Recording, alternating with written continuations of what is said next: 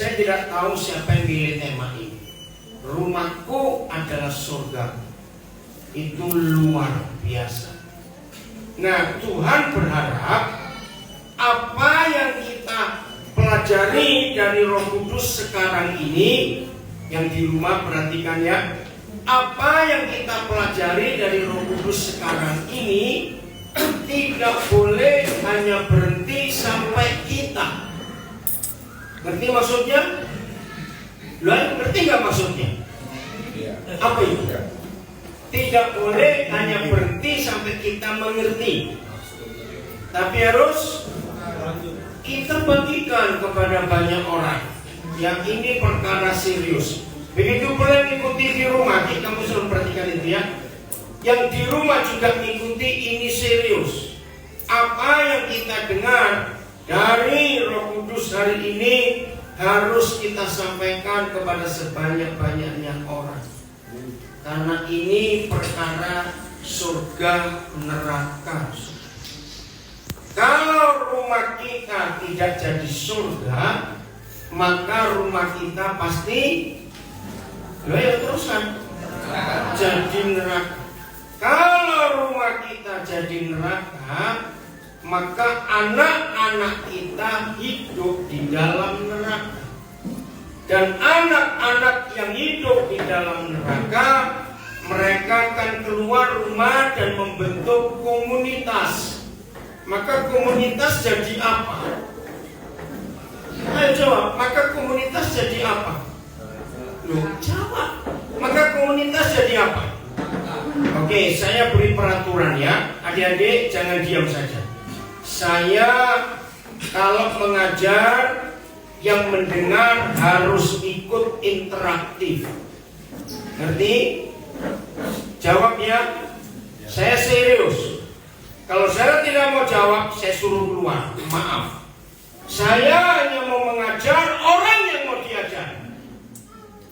Anak-anak saya pun saya tegas. Kalau kamu nggak mau dengar pelajaran Tuhan lewat Papa, jangan kau panggil Papa. Ini prinsip saya. Maka itu saya minta saudara jawab kalau saya tanya. Janji ya, walaupun saudara pakai masker. Ini serius. Saya mulai dengan kalimat yang akan mengagetkan setiap kita. Bapa di surga dan Tuhan Yesus jauh lebih memperhatikan dan membutuhkan keluarga yang harmonis daripada gereja, ibadah gereja saja. Betul atau salah?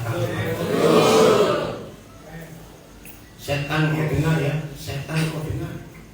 Kami berurusan dengan dirimu saat ini yang suka mengacaukan keluarga dalam nama Yesus.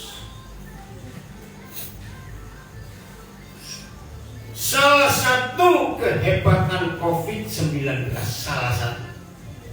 Walaupun COVID-19 bukan buatan Tuhan, tapi Tuhan pakai COVID-19 salah satu yang dahsyat. Lihat tahun 2020, bukan cuma di Indonesia tapi di seluruh dunia. Belum pernah ada suami istri, termasuk kami, terkurung di rumah berdua berbulan-bulan gak bisa kemana-mana. Betul atau tidak? Nah, ternyata di situ saya menemukan, oh ini tujuan COVID-19. Karena ketika kita suami istri berbulan-bulan di rumah dan tidak bisa kemana-mana, walaupun saya hamba Tuhan, saya menyadari belum pernah seumur-umur saya menikah seperti tahun 2020. Berapa bulan kami di rumah nggak bisa kemana-mana. Apalagi saudara yang kenal saya gerak terus dalam pelayanan ini. Nah, begitu kami sadar, maka ada satu di antara dua yang terjadi dengan keluarga kita.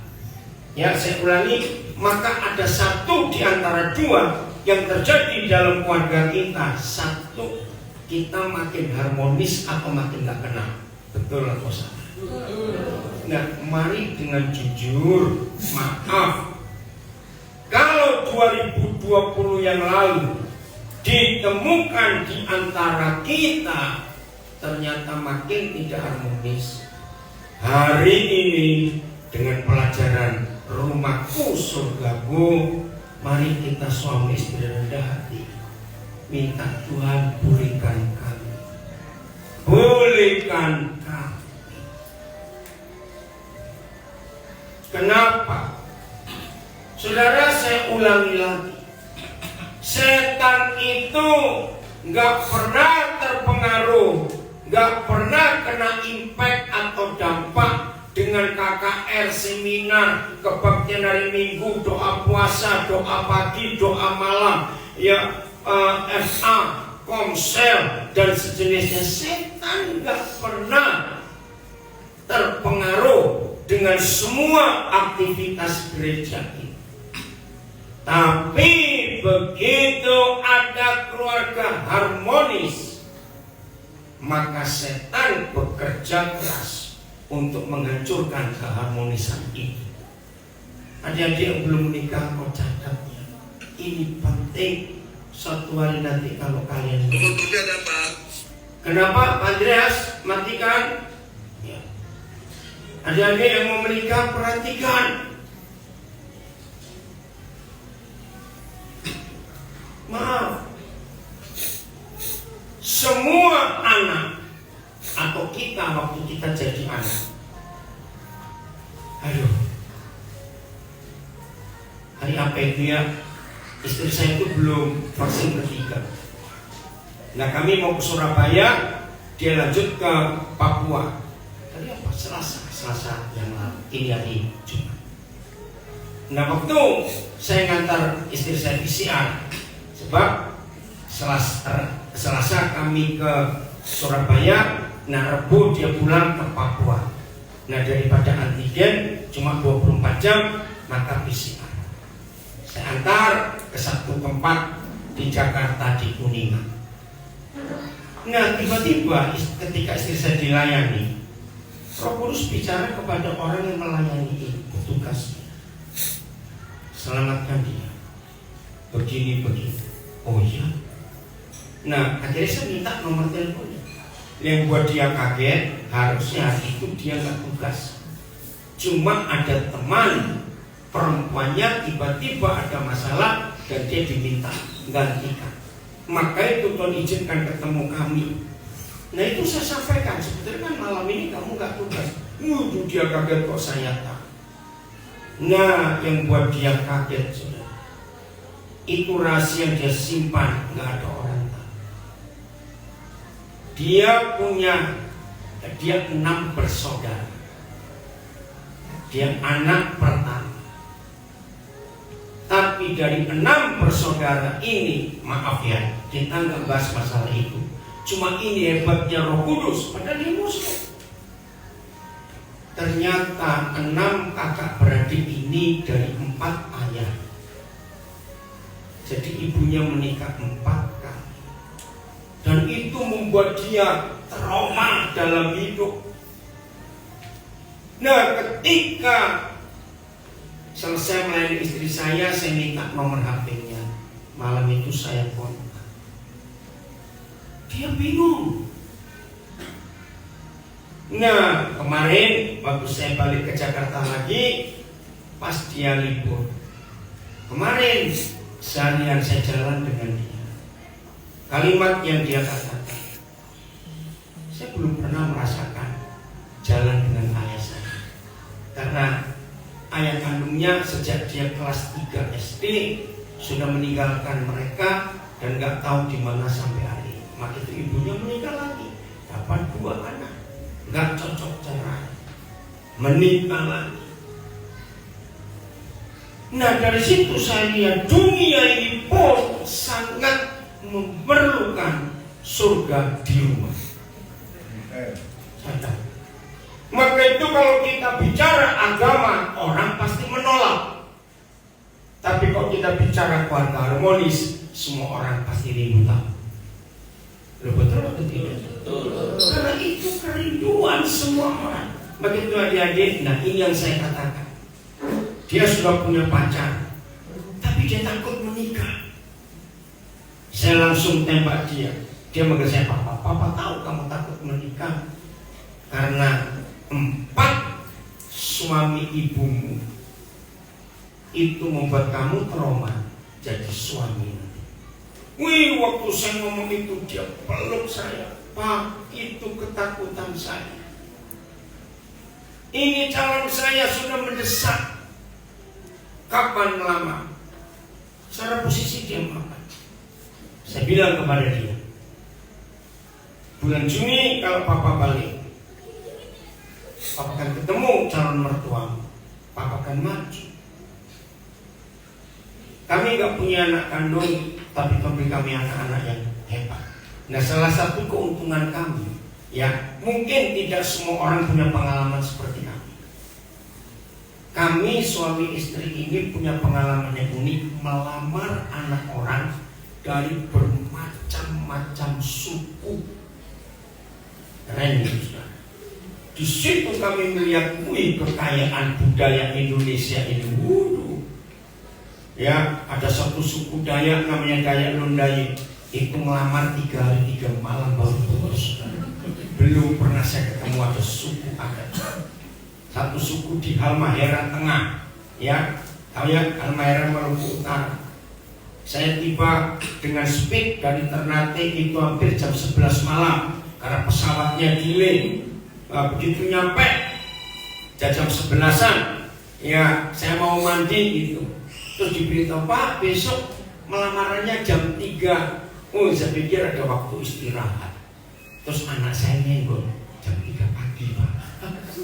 Subuh, ini jam 11. Iya. Begitu adat mereka bilang, itu ada di suku kami. Kalau calon pengantin perempuan masih gadis, melamarnya harus sebelum matahari terbit. Nah, ini suku yang unik sekali, bayangkan. Maka kalau dilamar setelah matahari terbit, orang melihat bahwa dia sudah perawan lagi. Hebat. Toraja pun ada berapa cara yang berbeda, sukunya Batak pun, keren sekali. Ya, yang Timur, yang Flores, beda-beda juga. Begitu kami beruntung, saudara, punya anak begitu banyak. Nah, saya bilang pada anak ini, Papa akan melamarkan dia. Papa akan ajari kamu untuk jadi suami yang baik. Papa akan ajari kamu untuk jadi papa yang baik, karena kamu gak pernah tahu Papa itu apa di hidupmu. Muslim ternyata terbuka, dan saya nggak ngomong agama. Luar biasa. Jadi dunia ini sangat memerlukan rumah tangga harmonis. Saya beri pertanyaan lagi supaya buat kita makin jelas. Tuhan Yesus itu sangat benci orang munafik, betul tidak? Betul. Kalau kita baca 4 Injil, ya, Tuhan Yesus kalau ketemu ahli Taurat, imam-imam orang Farisi, itu gemesnya itu, betul nggak? Saya kalau baca itu, ya, bahkan seringkali istilah saya, Tuhan Yesus gara-gara untuk manas-manasin mereka. Baca aja berapa kisah.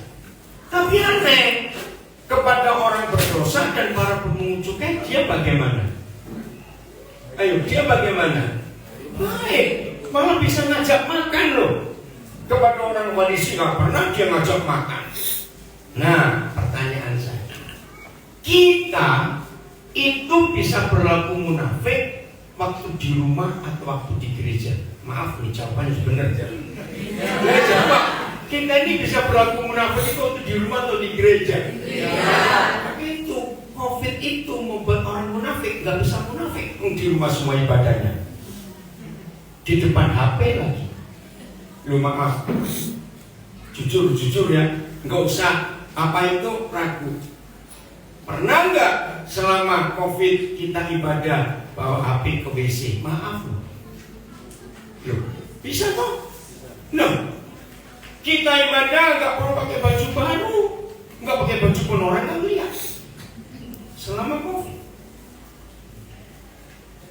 Di rumah kita nggak bisa berlaku munafik. Mau munafik sama-sama di rumah. Maka itu Tuhan lebih senang hadir di rumah kita daripada di ibadah, karena ada kemunafikan dalam ibadah.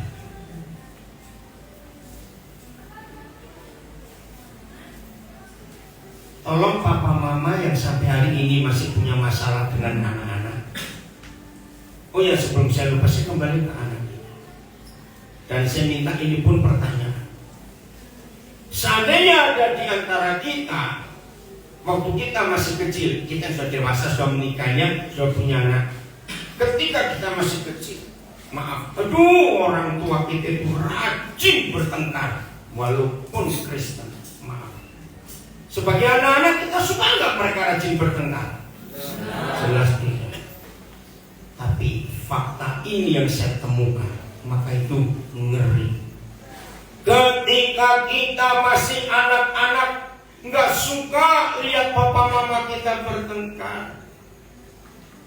Tapi aneh, setelah anak-anak itu dewasa dan menikah, mengapa yang waktu mereka masih anak-anak nggak suka atas apa yang orang tuanya buat, mereka buat setelah jadi suami istri? Saudara tolong catat. Di dalam masalah keluarga yang saya hadapi, kami hadapi suami istri, selalu saya menanyakan, maaf ya saudara, 90% penyebab rumah tangga sekarang penuh pertengkaran, 90% karena waktu mereka jadi anak-anak, mereka melihat pertengkaran orang tuanya. Dan apa yang mereka lihat, yang mereka alami waktu masih kecil, mereka gak suka. Tapi mereka kaget, kenapa kami lakukan? Dan mereka punya anak-anak. Ngerti gak maksud saya? Sambung terus. Maka itu kita harus hentikan ini.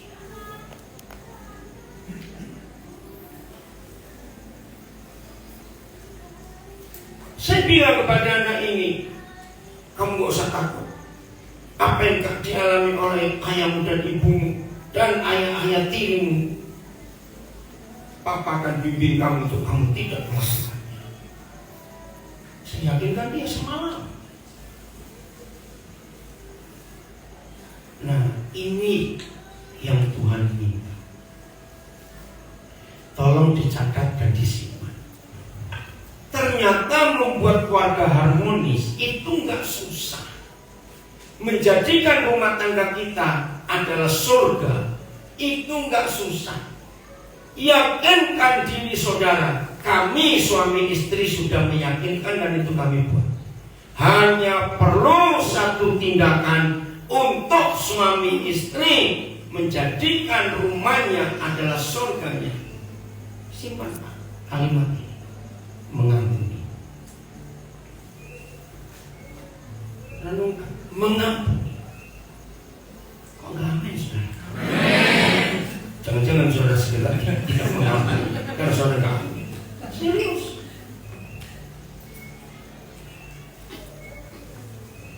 Mengampuni itu yang membuat surga ada di rumah kita.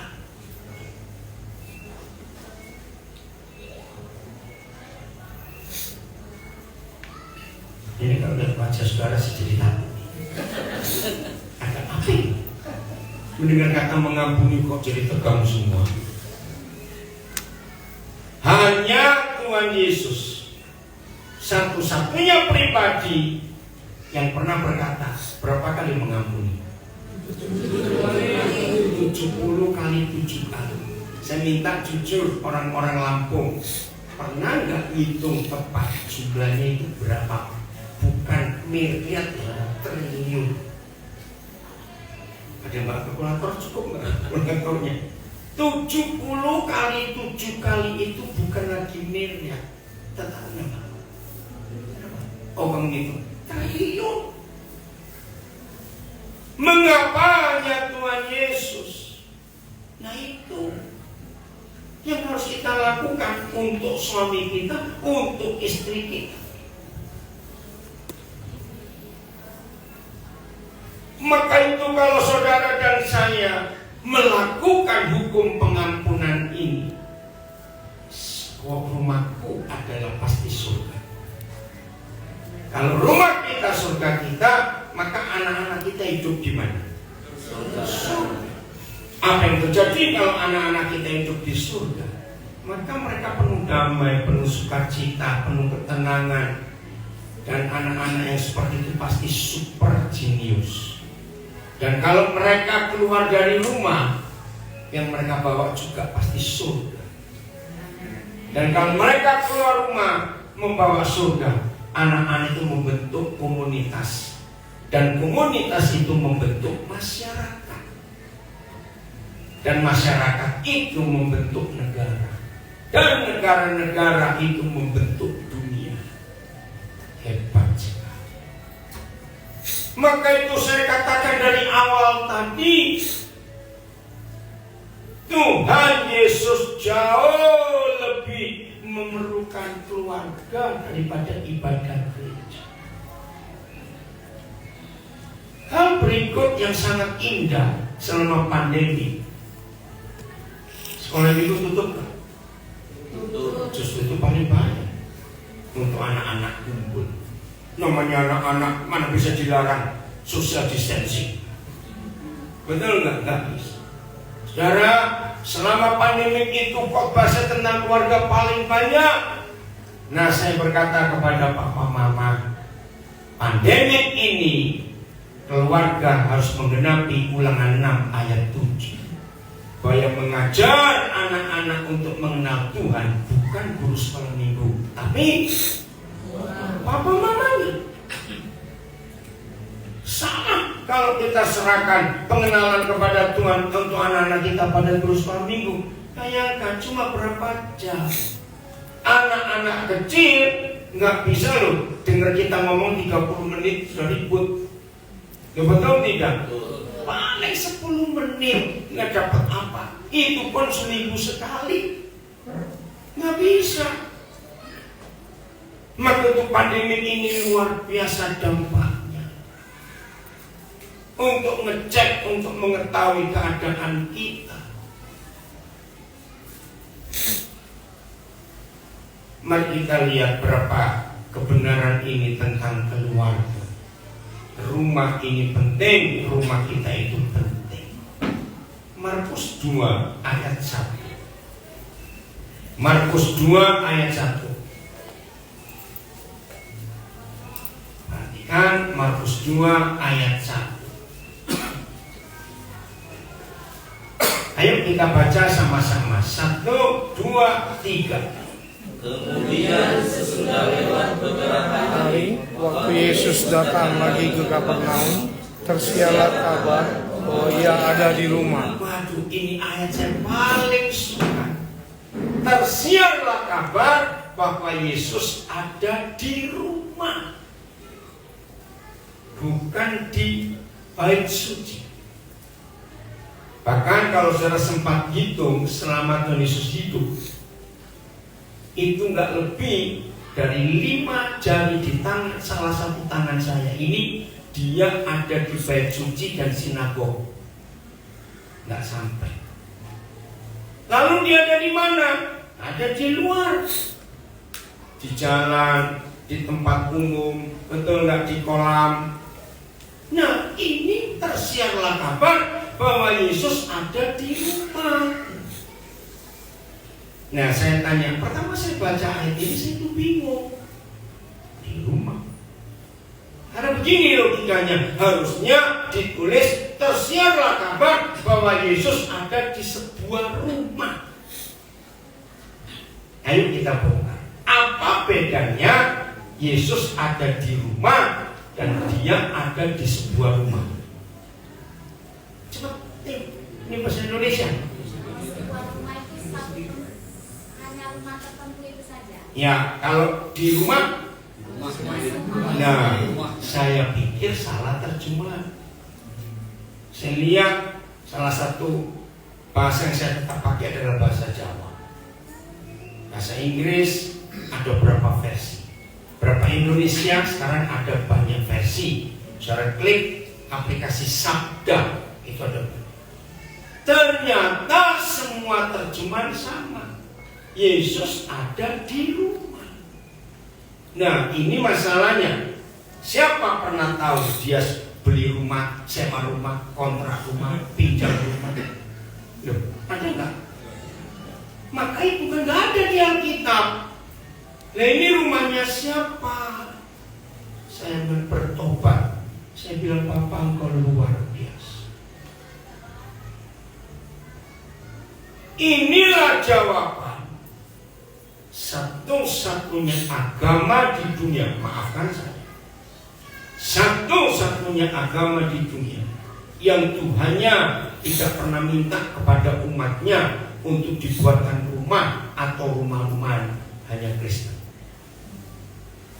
Semua agama di dunia Tuhannya ada rumahnya yang dibangun oleh umatnya, baik rumah benar atau rumah-rumahan. Ngerti maksud saya?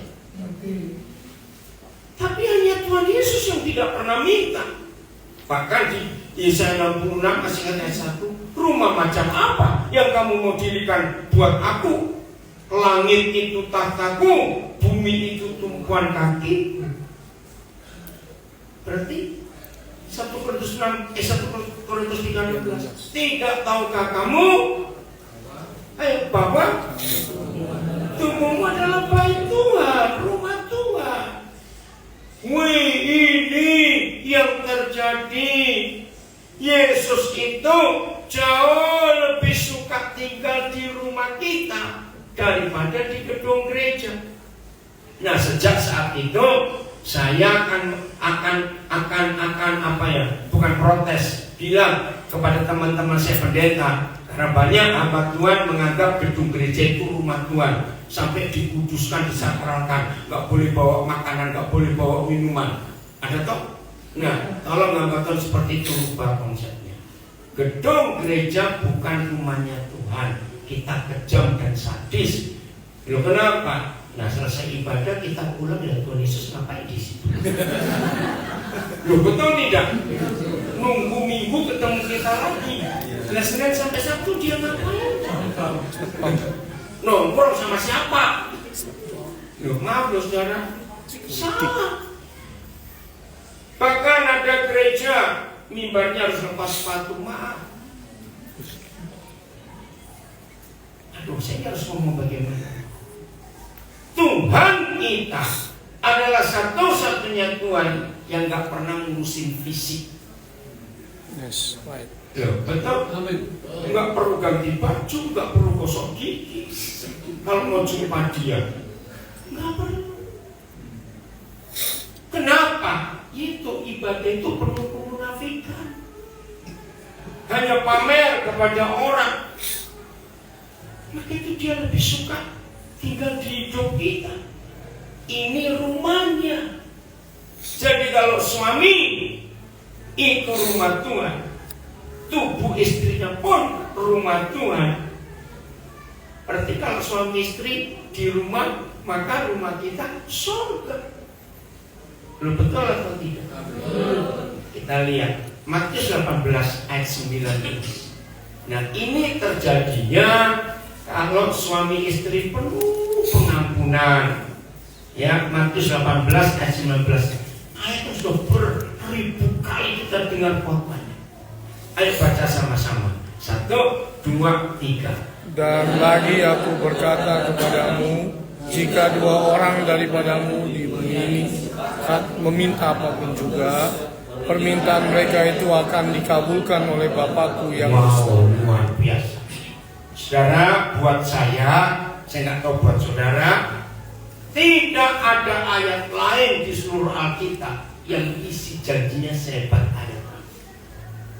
Minta berapa hal? Apa saja. Bapa di surga,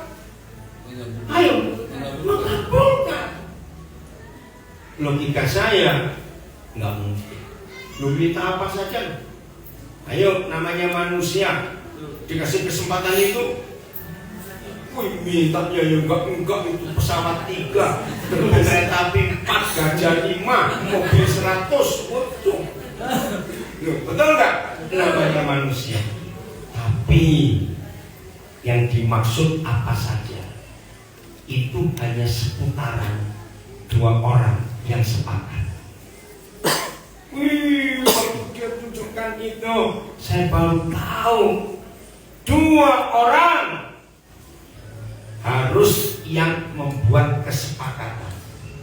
Jadi tidak asal tidak asal 2 orang, tidak bisa.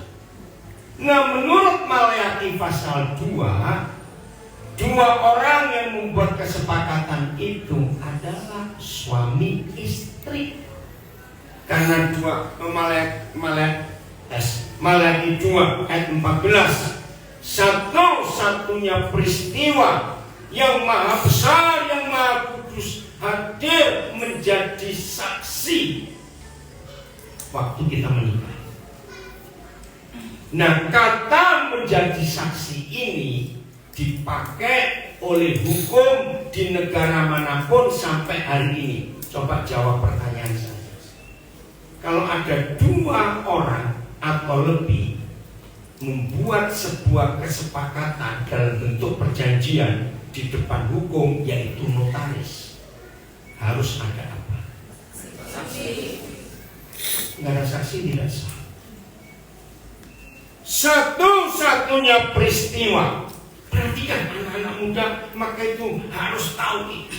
Satu-satunya peristiwa Tuhan hadir menjadi saksi itu hanya pada waktu kita menikah. Dia hadir memberkati. Kenapa dia hadir? Ya, dia hadir menyertai, dia hadir menolong, dia hadir menyembuhkan, dia hadir menyatakan kuasanya. Itu ratusan kali tertulis. Masih ingat Ebenezer? Masih ingat ya? Nah, tapi menjadi saksi itu cuma ada di Maleakhi 2 ayat 14. Tidak ada di ayat lain. Di Alkitab dia hadir menjadi saksi.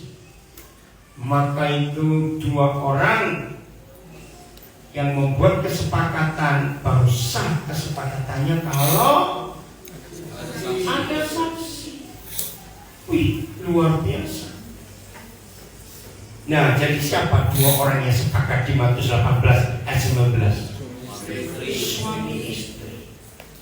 Maka suami istri yang sudah buat kesepakatan, kalau minta apa saja, itu pasti seputaran masalah keluarganya. Itu yang dijamin. Minta apa saja, Bapakku yang di surga akan mengabulkan. Saya tanya, menurut ayat itu seharusnya keluarga, rumah tangga ada nggak masalah yang nggak bisa selesai?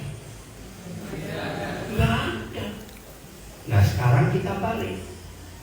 Kalau ada rumah tangga masalahnya nggak selesai-selesai, berarti dua orang itu nggak pernah sepakat. Saya beri contoh.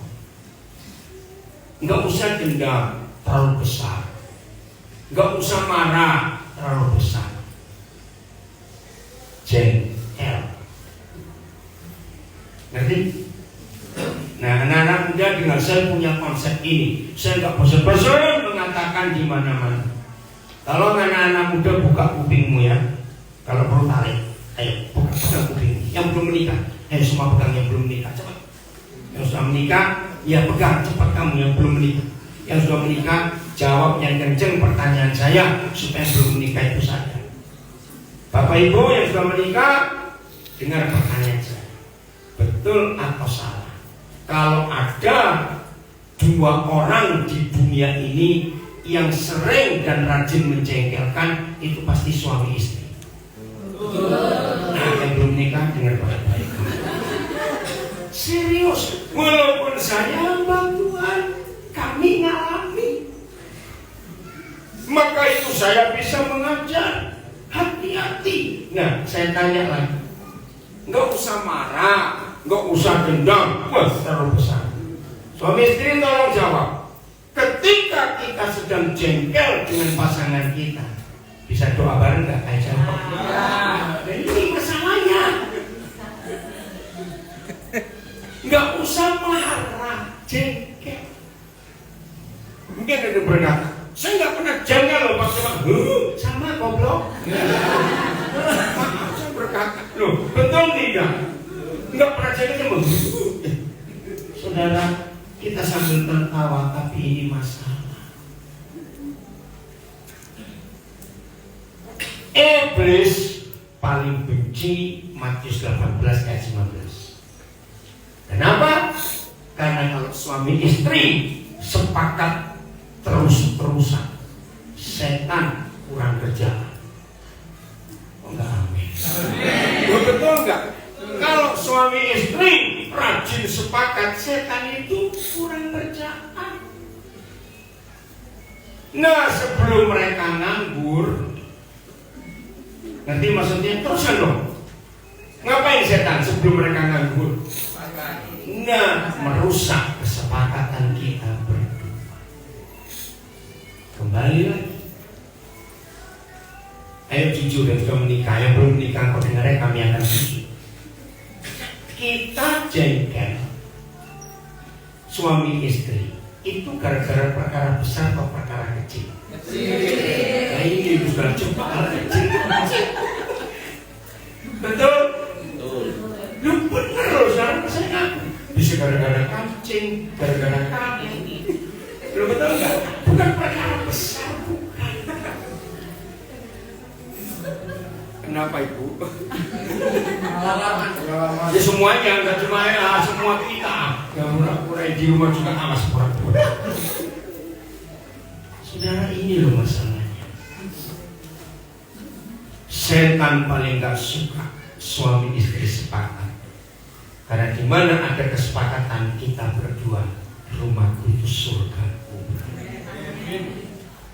Maka itu ketika setan mulai dengan menjengkelkan, cepat apa? Mengampuni. Harus begitu.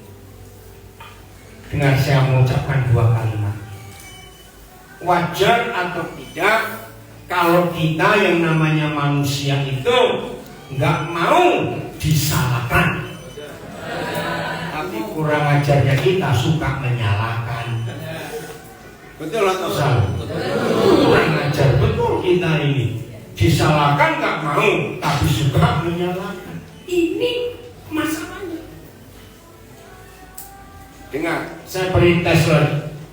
Kita ini pasti nggak suka disalahkan, tapi jahat kita suka menyalahkan. Kalimat berikut.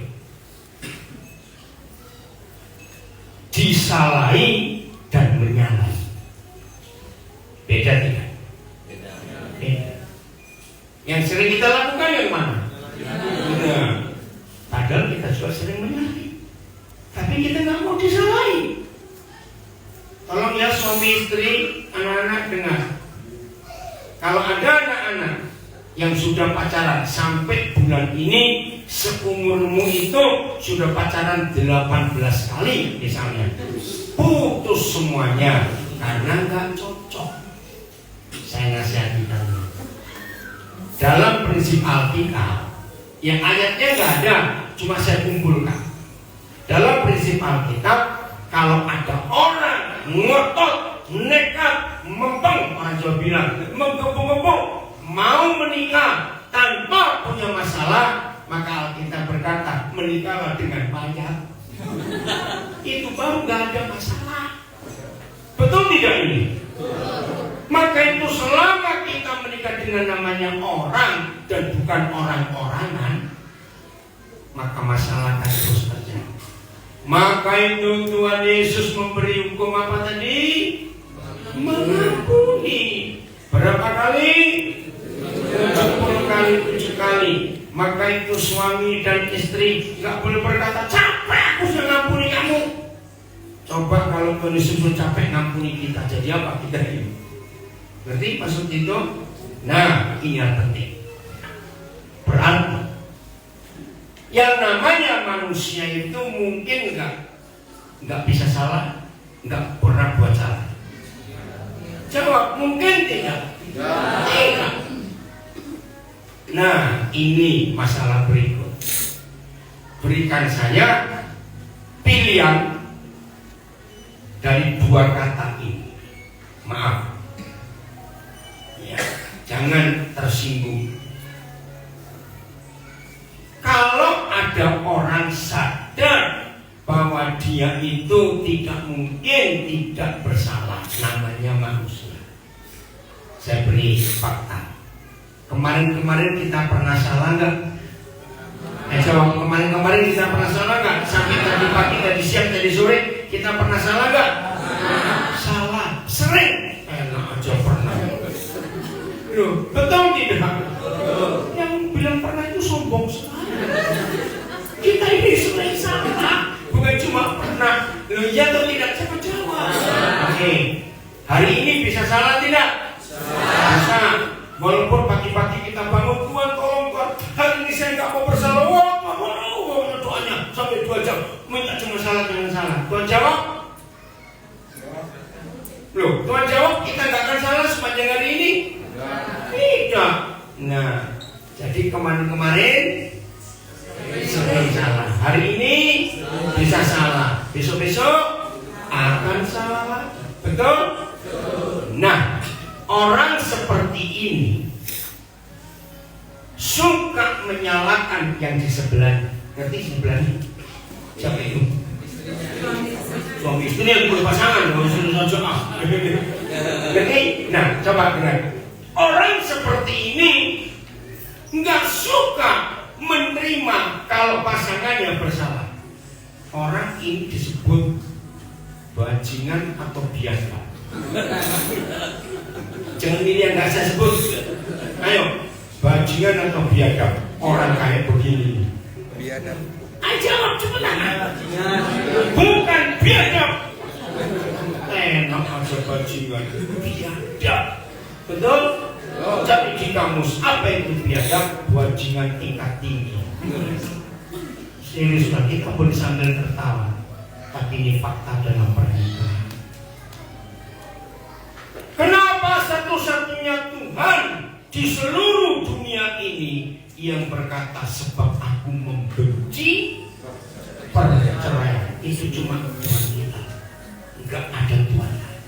Maka itu Alkitab adalah satu-satunya buku di dunia yang ada tulisan sebab aku membenci perceraian. Tidak ada Tuhan lain dan tidak ada buku lain. Kalau suami istri selalu murah mengampuni, akan ada perceraian tidak? Tidak. Maleakhi 2:16 yang belum tahu ayat. Maleakhi 2:16. Jadi suami istri, kalau suatu saat kita menemukan pasangan kita berbuat salah, maka kita harus tertawa kenceng-kenceng, bukan mentertawakan yang salah, malah ribut nanti. Kenapa harus tertawa kenceng-kenceng? Siapa bisa jawab? Ayo, kalau pasangan kita bersalah, terus kita melihat dan tahu, ini ayo tertawa, kenapa? Sama saja. Nah, ternyata kita ini sama ya. Betul tidak? Jadi tidak menuduh, tidak menyalahkan. Tidak sedikit loh suami istri kalau lagi ribut ngomongin pasangannya, oh dasar kakek lu begitu, bapak lu begitu. Awas katakan ini. Saudara, inilah yang dibuat oleh iblis merusak kesepakatan. Bukan dengan hal-hal besar, tapi hal kecil. Nah, saya lanjutkan. Kalau ketidaksepakatan kita itu karena hal-hal kecil, tolong jawab baik-baik. Seharusnya makin panjang usia pernikahan kita ini makin kenal nggak berdua?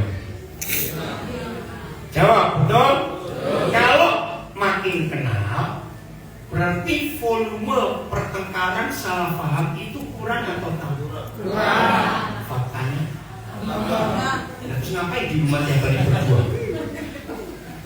Loh, betul tidak? Pasti belum kenal dong. Ini loh kekurangan ajaran kita, saudara, yang membuat rumah kita nggak jadi surga tapi jadi neraka.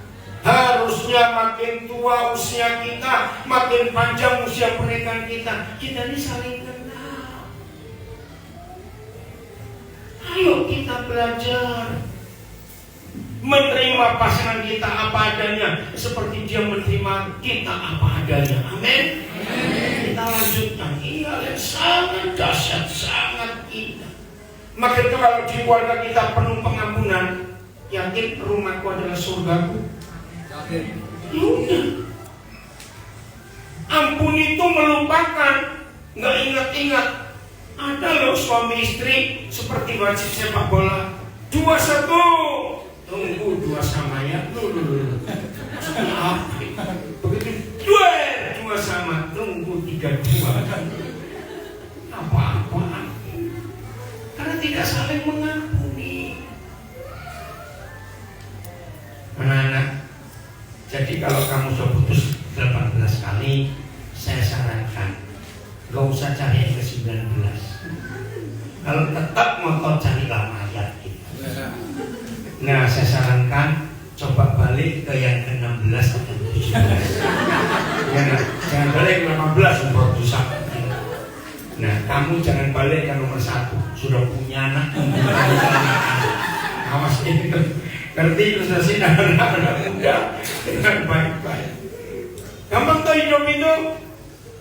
Loh, saya gampang tidak? Gampang. Karena selalu mengampuni. Jadi pacaran pun gak akan ketemu yang cocok, menikah pun gak akan ketemu yang cocok. Terima apa adanya.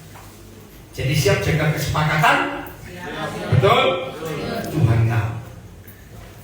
Ayat 20 Matius 18. Ayat 20. Nanti kita kembali ke Markus. Bapak, terima kasih. Rumahku surgaku ini luar biasa, hebat. Ayat 20 kita baca 1, 2, 3. Sebab di mana 2 atau 3 orang berkumpul dalam namaku, di situ aku ada di tengah-tengah mereka. Maafkan saya yang masih sering salah menggunakan ayat 20 Matius 18 untuk buka kebaktian ibadah. Salah. Saudara-saudara, kalau 2-3 orang aja berkumpul dalam nama Yesus dihadir, apalagi kita lebih dari 30, berarti Yesusnya banyak. Begitu. Salah. Yang betul begini terjemahnya. Sebab di mana ada 2 orang berkumpul dalam namaku dan orang-orang ketiga. Itu terjemahnya betul. Nah, 2 orang di ayat 20 adalah 2 orang di ayat 19. Siapa 2 orang itu? Suami istri. Nah, kalau suami istri berkumpul dan ada orang-orang ketiga, siapa mereka? Anak-anak. Ini keluarga. Luar biasa. Keluarga yang sepakat, keluarga yang harmonis, keluarga yang bahagia. Yesus Kristus Tuhan, Raja segala raja, pasti ada di tengah-tengah keluarga itu. Wih, luar biasa. Nah, saya punya istilah. Kalau setiap keluarga di tengah-tengahnya ada Tuhan Yesus Kristus, Raja segala raja, Tuhan di antara segala Tuhan, ada nggak setan goblok dan setan nekat berani masuk? Kalau saya tanya, ada nggak? Nah, berarti setan pintar lebih nggak berani masuk, karena yang goblok aja bisa mikir gitu masuk saya. Maka setan pintar pun lebih mikir. Saya balik pertanyaan. Berarti kalau keluarga banyak bertengkar, banyak setannya. Ada siapa di tengah-tengah? Ini pertanyaan yang mengagetkan banyak orang. Setelah kita belajar fakta ini, jawab jujur. Pertanyaannya dua, jawabannya sama. Berarti kita ini lebih mudah ngundang Yesus atau ngundang setan? Setan ngajak diundang. Loh, kita. Pertanyaannya saya lebih tajam lagi. Berarti setelah kita mendengar firman ini, kita keluarga Kristen, keluarga Batuan lebih mudah musik Yesus atau musik setan? Kurang ajar. Loh, saudara, kita sambil tertawa, tapi saya minta jujur. Loh, kenapa Bu? Masih bingung? Bingung? Ibu baru apa? Enggak, belum. Benar ini Bu, enggak, belum. Enggak, berarti Bu tadi lebih kuat sebenarnya, dengar banyak. Keluarga yang sepakat dan harmonis, di tengah-tengahnya ada siapa? Tuhan Yesus. Maka kalau tidak sepakat, ada siapa? Nah, pertanyaannya, jadi kita lebih mudah musir Yesus atau lebih mudah musir setan? Musir Yesus. Ibu Tagalog gimana? Loh, masih belum ngerti. Mana suaminya? Oh, nanti jelasin di rumah. Oke, saya balik ya Bu. Berarti kita lebih mudah undang Yesus atau undang setan? Kenapa lebih mudah undang setan? Karena sering imut. Nah, mengapa kita lebih mudah musir Yesus? Karena sering imut, tidak mengampuni. Bagaimana Ibu Tagalog? Jelas? Nah, saudara, saya punya satu kebenaran buat banyak orang kafir. Anak-anak tolong jawabnya. Anak-anak yang di sini ya, yang di rumah juga boleh jawab.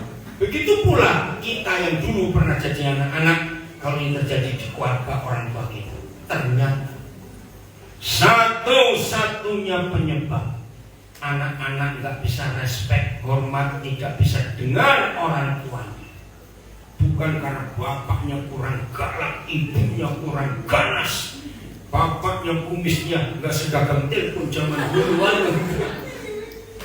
Ternyata yang menyebabkan anak-anak nggak respect ketika papa mama munafik. Kalau di gereja kelihatan rohani, kalau melayani hebat, tapi di rumah amburadul seperti Tom and Jerry. Tahu Tom and Jerry? Suka bertengkar terus kejar-kejar aja ini. Serius, kita sambil tertawa. Anak-anak enak, saudara. Di rumah kita rajin bertengkar. Begitu mau ada pesta, ada undangan, ketemu pejabat, mau ke gereja, baru keluar pintu rumah sudah gandengan sok mesra. Ini bajingan kurang ajar. Serius. Ngomonglah dengan kencang dan marah-marah, anak-anak gak akan dengar. Karena kita munafik. Betul atau tidak? Betul. Jangan kita lakukan untuk anak-anak kita sekarang. Tunjukkan kepada mereka bahwa di luar rumah dan di rumah kita ini sama.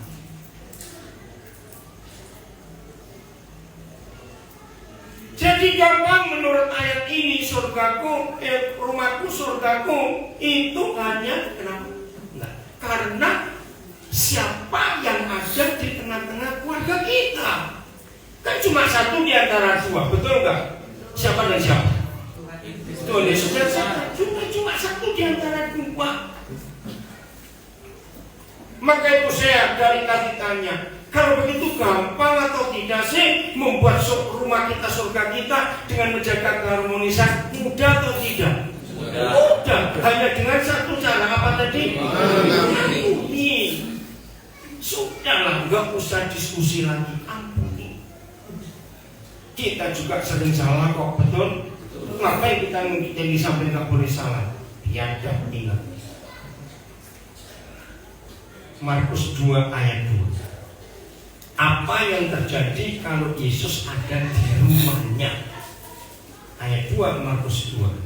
Wih, luar biasa. Ada apa yang terjadi? Markus 2 ayat 2. 1, 2, 3.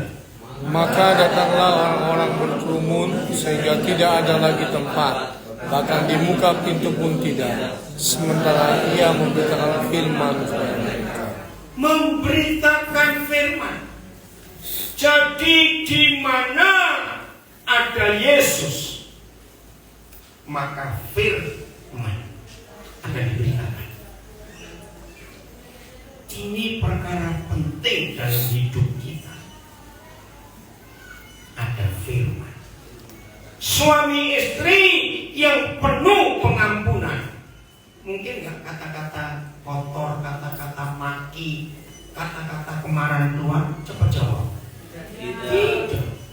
Pasti ini. Saya ingatkan sesuatu. Berapa puluh tahun yang lalu, ya, siapa pernah ngalami seperti saya alami? Maaf ini ya, tapi jangan pulang dari sini, termasuk di rumah, terus kita keliling rumah orang ngetes awas. Siapa pernah masuk ke rumah orang kaya sekali? Dari bangunannya, lantainya, semua perabotan dalam rumah, wih pokoknya mewah. Tapi kok suasananya nggak enak, maaf ya. Garing, atau pun nggak enak lah, ya. Kebalikan. Saya pernah masuk ke rumah sederhana, kalau saya nggak berkata, bilang miskin. Lantainya pun lantai biasa. Tapi begitu masuk, suasananya adem, enak begitu. Saya lihat nggak ada yang mewah, nggak ada yang mahal. Pernah nggak alami? Nah, saya bersyukur kepada Roh Kudus. Dia selalu meyakinkan saya, apa saja yang kita alami di dunia ini, jawabannya pasti ada di Alkitab. Itu iman saya, dan itu betul. Maka itu kepada rekan-rekan saya, mbak-mbak Tuhan, kalau kita menyampaikan firman, jangan terlalu tinggi bahasanya, dan jangan teori yang muluk-muluk. Sampaikan firman dengan sederhana dan sesuai kehidupan sehari-hari. Maaf, bagi yang baru pertama kali tahu saya, lihat cara saya ngajar. Membingungkan tidak? Maaf, tidak. Kenapa? Karena ini hidup sehari-hari. Itu saya aplikasikan dalam firman, dan firman saya lakukan dalam hidup. Maka itu gampang dimengerti. Ternyata ada ayatnya. Heran enggak? Hal itu aja ada ayatnya. Kita buka Ulangan 32 ayat pertama. Ulangan 32 ayat pertama. Jadi apa saja dalam hidup ini ada firman-Nya. Kita minta Roh Kudus menjelaskan. Ulangan 32 ayat pertama. Mari kita baca 1, 2, 3. Pasanglah telingamu, hai langit. Stop. Saya pertama baca ini saya tertawa. Ini yang nyanyian Musa. Apa lucunya? Langit punya kuping. Loh, percaya nggak langit punya telinga? Ya enggak, mana ada telinga? Ulangi. Pasanglah telingamu, hai langit, untuk Aku mau bicara.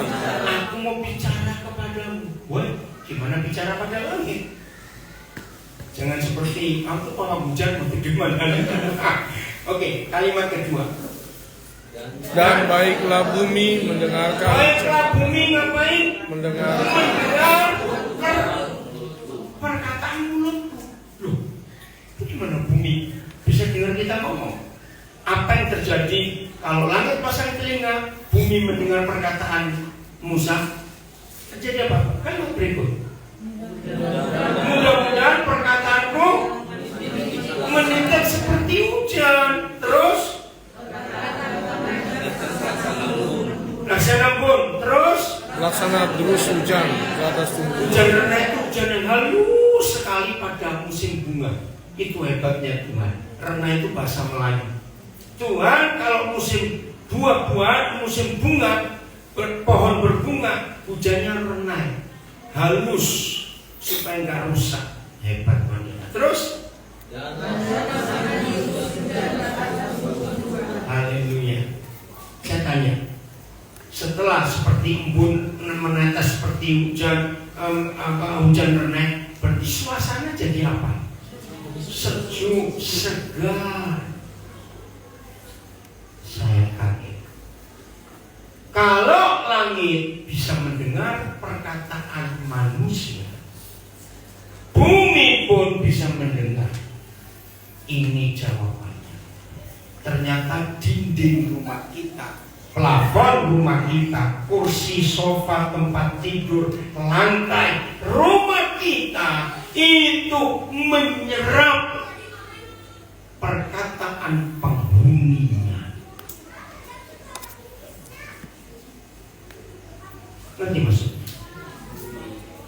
Jadi kalau suami istri terus-terusan saling menjengkelkan, tidak ada pengampunan, maka perkataannya walaupun pendek tapi pedes. Jawabnya atau tidak? Maka kata-kata suami istri, bentuk apa saja, nadanya apa saja, seluruh dinding, perabot, lantai, plafon rumah kita nyerap yang kita katakan. Ini ayatnya.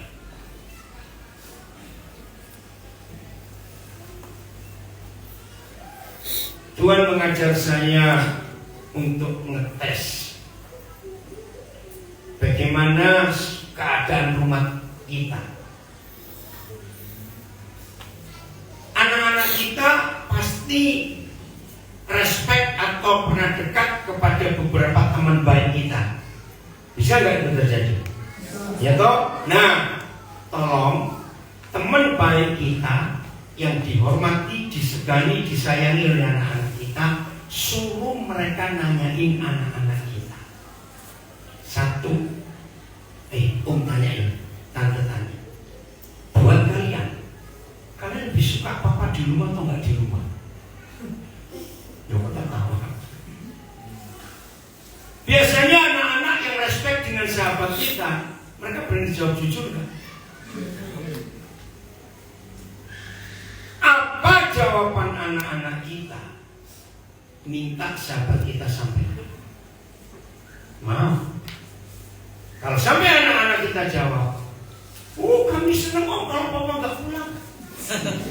Berarti itu nggak berarti bapaknya harimau ganas.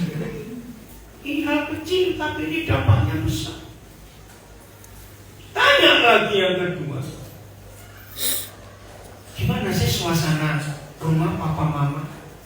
Suruh mereka tanya, jawab, supaya kita belajar introspeksi diri kita. Setuju saya ngomong ini? Pokoknya suami istri, kalau mulai hari ini kita tuh penuh pengampunan, keluarga kita pasti harmonis. Keluarga yang harmonis dan bahagia pasti berkat mengalir. Mazmur 133 itu, kalau kita hidup rukun, ada 4 hal terjadi. Embun dari Hermon, ada minyak urapan, betul, ada kehidupan, ada berkat, dan semuanya sampai selama-lamanya. Itu Mazmur 133. Maka itu dari awal tadi saya katakan kepada semua kita, setelah kita dapat pelajaran ini, kita harus apa? Perhatikan. Tolong banyak keluarga, udahlah, mengampuni itu segala-galanya. Ayat terakhir, rumahku surga. Kejadian 2 ayat 8. Kejadian 2 ayat 8. Terima kasih Pak. Terima kasih. Waktu Yahweh Tuhan berfirman ini, ya, itu baru rencana. Tapi rencananya luar biasa. Kita baca sama-sama. 1, 2, 3. Selanjutnya Yahweh Tuhan ngapain? Membuat taman di Eden. Taman di Eden di sebelah timur. Terus disitulah ditempatkannya manusia yang dibentuk. Boleh nggak saya ganti? Disitulah ditaruhnya, ditempatkannya, dijaganya, dirawatnya keluarga yang dibentuknya. Boleh nggak saya ganti keluarga? Kenapa? Karena itu Adam dan Hawa. Woi, pertama kali saya dapat rahasia ini rumahku surgaku. Ternyata sebelum ada pernikahan di bumi, pemilik pernikahan yaitu yang Tuhan kita sudah punya konsep. Semua rumah tangga harus tinggal dan hidup dalam suasana taman. Di Indonesia nggak ada taman seperti yang di Eropa atau di Amerika atau di Australia. Tapi kita bisa punya bayangan. Saya tanya, setiap kali saudara mendengar orang berkata taman, muncul apa? Cepat, 5 hal, cepat. Keindahan, sejuk, nyaman. Ayo, 5 aja, kurang sekali. Asri, apa lagi? Damai. Apa? Indah, tentram. Saya kembalikan jawaban saudara. Apa yang terjadi dengan anak-anak kita kalau mereka lahir bertumbuh dalam suasana yang seperti ini? Anak-anak jadi apa? Cepetan. Benci. Ayo. Apa yang terjadi dengan anak-anak kita dengan semua keadaan taman yang saudara sebutkan sendiri tadi? Cepat. Sehat, super jenius, gembira. Saudara, ini tolong, siapa yang setuju dengan kalimat ini? Dunia anak-anak adalah dunia main. Betul? Maka itu sadis kalau kita membawa anak-anak kita ke dunia pertengkaran kita. Itu sadis, kejam. Maka kita sering dengar berita yang anak-anak dibunuh, disiksa. Itu kejam sekali. Firman ini, maaf, nggak dimasukkan di dalam doktrin gereja. Aneh. Padahal ini firman dasar.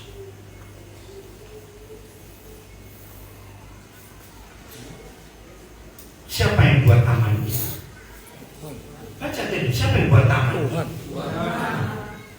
Kita hanya menempati dan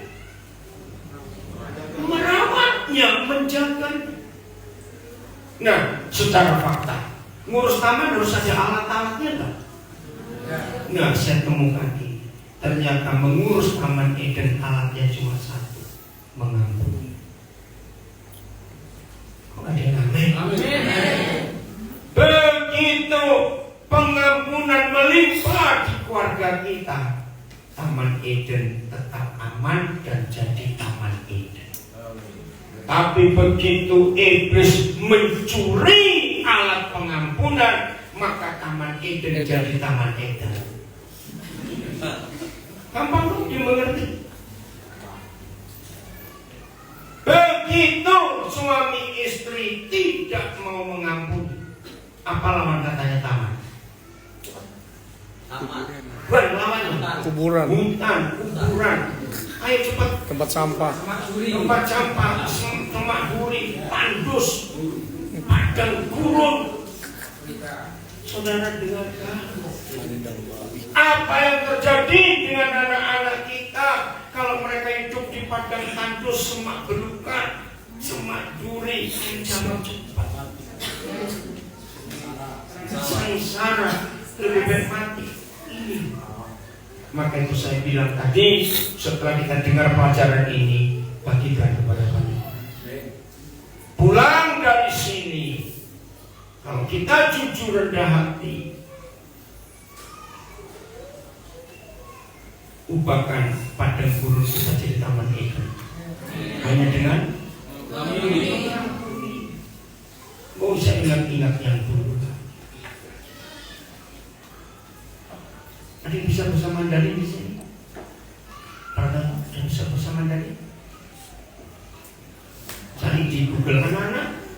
cari di YouTube ya, huruf Mandarin kata taman dalam bahasa Mandarin yang edisi klasik, bukan yang modern. Ternyata Tuhan dalam bahasa Mandarin kata taman, tulisan taman itu satu huruf, disebut jen ya. Nanti bisa cari di YouTube. Tuhan orang Tionghoa cara menulis taman itu dari kiri dulu, titik, ada garis naik, dari garis atas ke kanan, lebih pendek dari garis panjang. Ketemu titik, turun ke bawah. Nah, cara nulis ini nggak boleh ditutup. Setelah 3 garis ada, maka di tengah ada 3 huruf lagi. Saya lupa susunannya. Ada tanah, ada mulut, dan ada huruf orang, tapi 2. Satu besar, satu kecil. Nah, setelah diisi dengan tanah, mulut, dan 2 orang, baru ditutup. Hebat sekali bahasa Mandarin. Jadi taman atau yuan itu di dalam pagar yang tertutup. Ada tanah untuk hidup dan ada mulut untuk makan dan komunikasi, yang terdiri dari suami dan istri. Itu huruf Mandarin taman. Luar biasa Tuhan ini. Lagi sekali saya tanya, berarti menjaga taman Eden itu mudah atau susah? Merawat taman Eden itu mudah atau susah? Mudah. Hanya dengan satu alat. Apa namanya?